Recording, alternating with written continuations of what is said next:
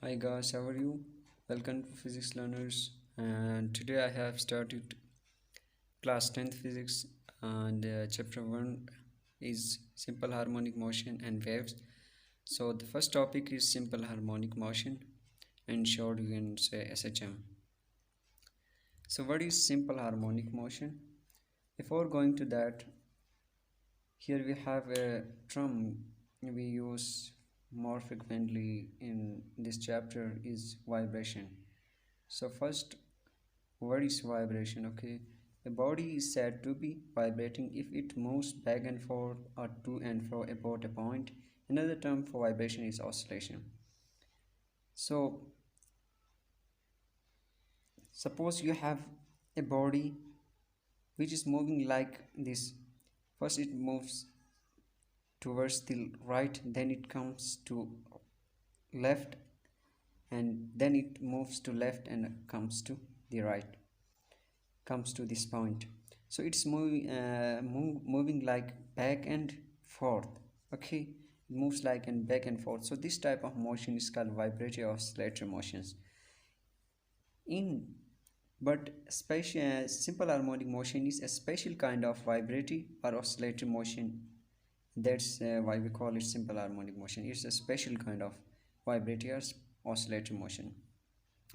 So here we will discuss some types of vibratory oscillatory motions, and the one is mass attached to the spring. The one is mass,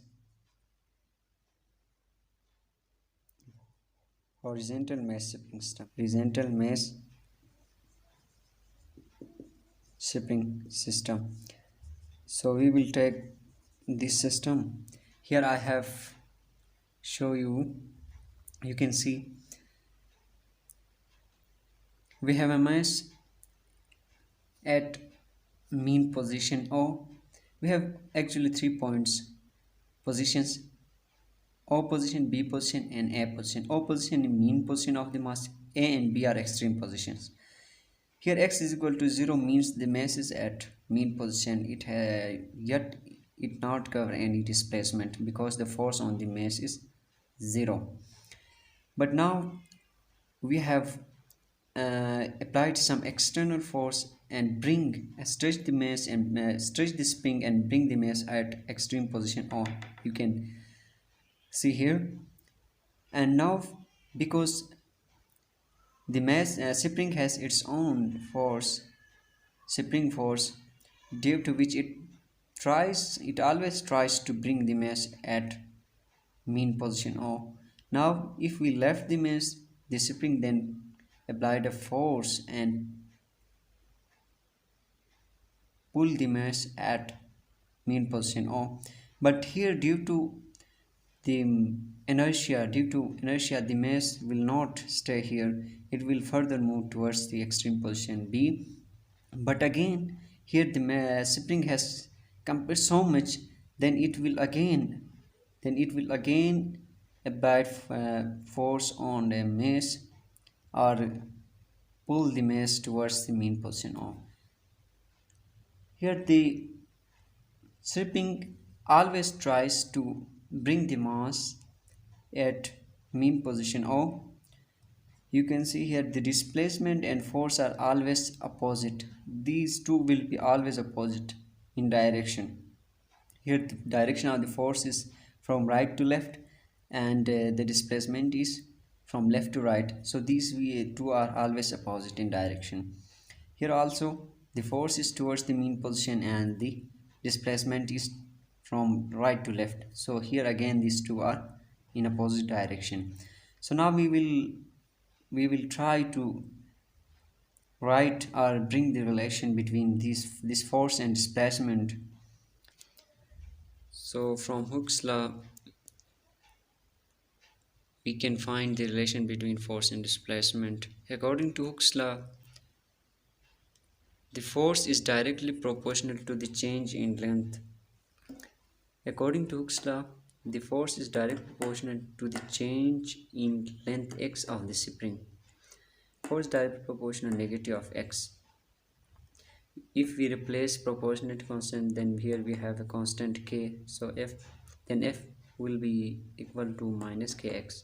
This is equation 1 we have. Here K is stiffness of spring and it's also called proportional constant. So what's K? What's the physical meaning of K? If K is greater, you can see here, if K is greater, F will be greater. If K is smaller, force will be smaller. Okay, it means that if your K is greater, then the spring force will be greater, and if your K is smaller, then your force will be smaller and the spring will be soft, or the in this case, and in this case the spring will be very hard because its case or stiffness is greater. So from Newton's second law, we use Newton's second law here because you can if you see the mass is moving, and it has because we have applied some force, so the mass has some acceleration as well. Okay, mass has mass and acceleration as well, so we can use Newton law here as well, second law of Newton, second law, because the mass and acceleration. So if we compare these two equations, is if we compare these two equations, what we will get? So we have two equations. F is equal to minus k x and F is equal to ma.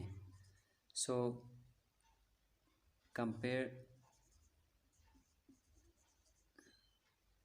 above equations. Okay, equations. So we have minus,